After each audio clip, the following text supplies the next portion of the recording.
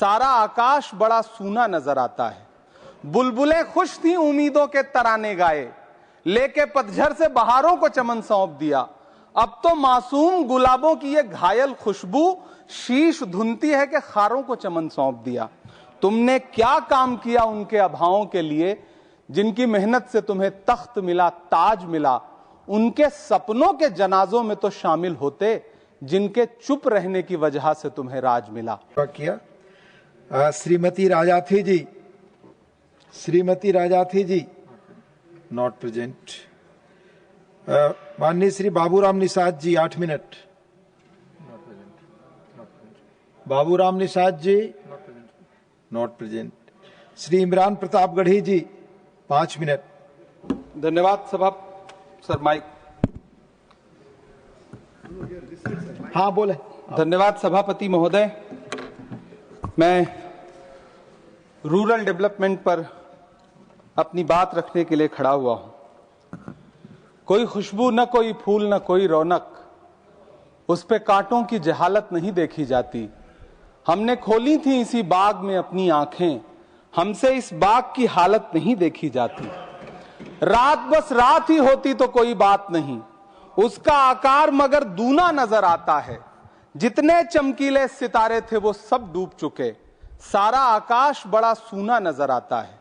बुलबुलें खुश थीं उम्मीदों के तराने गाए, लेके पतझड़ से बहारों को चमन सौंप दिया।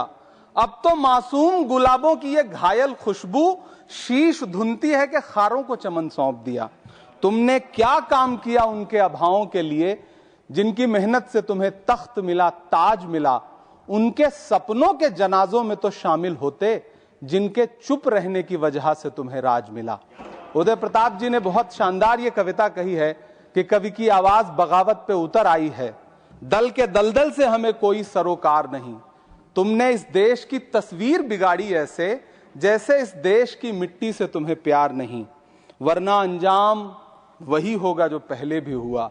कुर्सी तो कुर्सी है, निगाहों से उतर जाओगे। मौत आनी है जब आएगी तुम्हारी खातिर, मौत से पहले बहुत पहले ही मर जाओगे। सभापति महोदय, गांव की परिकल्पना में प्यार था, अपनापन था, भाईचारा था।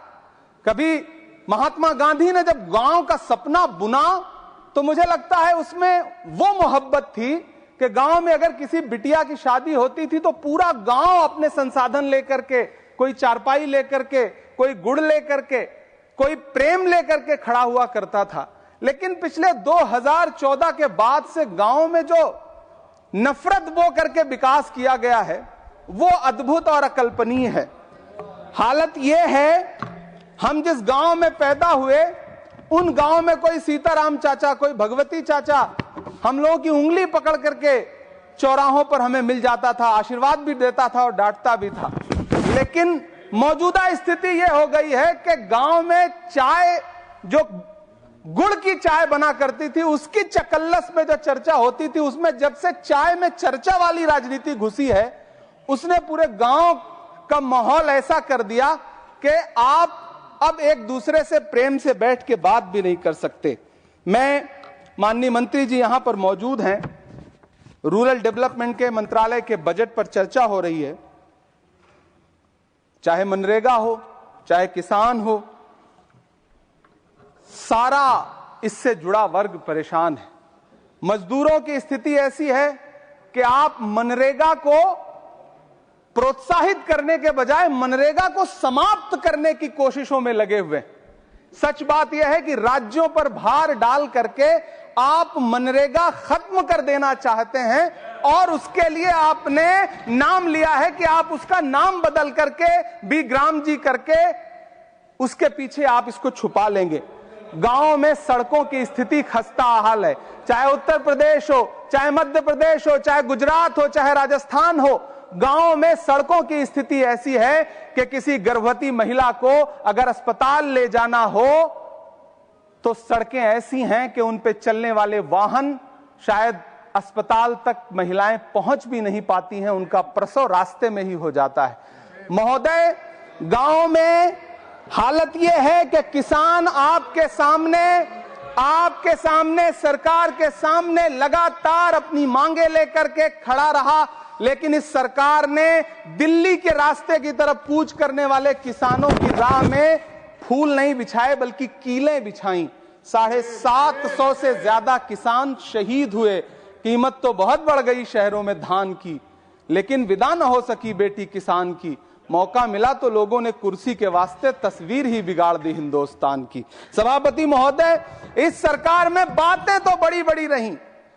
बजट की बात करके यह कहा गया कि गांव का विकास करेंगे, लेकिन प्रधानमंत्री की जो आवास योजना है, प्रधानमंत्री आवास योजना के तहत गांव में आवास बनते हैं और इनकी राज्य सरकारें उन आवासों पर बुलडोजर चलाती हैं।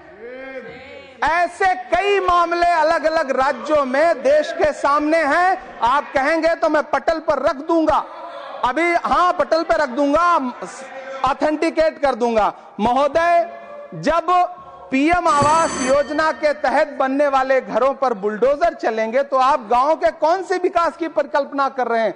गांव को तो आपने भगवान भरोसे छोड़ दिया है।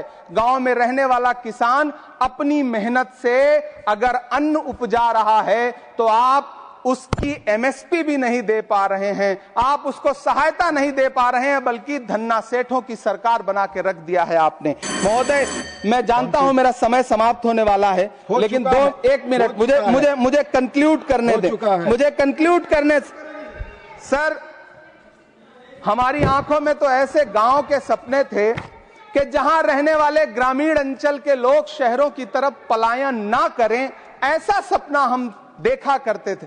लेकिन गांव में डेवलपमेंट के नाम पे इस सरकार ने मूलभूत सुविधाओं से भी गांव को वंचित रखा हुआ है, जिसकी वजह से गांव पलायन करके शहर की तरफ भाग रहे हैं और गांव के गांव खाली होते जा रहे हैं।